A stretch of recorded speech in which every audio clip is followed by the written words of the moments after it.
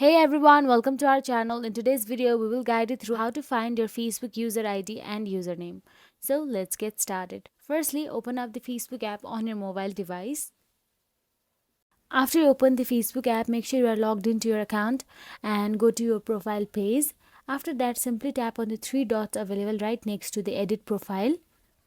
So after you tap on the three dots, you will see a long drop down menu. Simply scroll down and there you will get to see your profile link option available. So copy your profile link and that's your profile URL, or it's your Facebook user ID and username.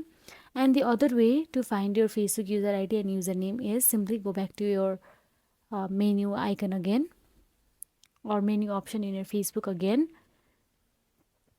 So when you are in your menu option or menu section, simply scroll down and tap on the settings and privacy option available there. Inside settings and privacy, tap on the settings. So after you tap on the settings, scroll down till you find apps and websites option. So it must be available there. So if you don't find apps and websites option over there, then you can simply tap on the search icon available in the top right corner and search for apps and websites. So as you can see, I didn't find apps and website. Now I'm searching for it. Write down apps and website in the search bar and you will get to see.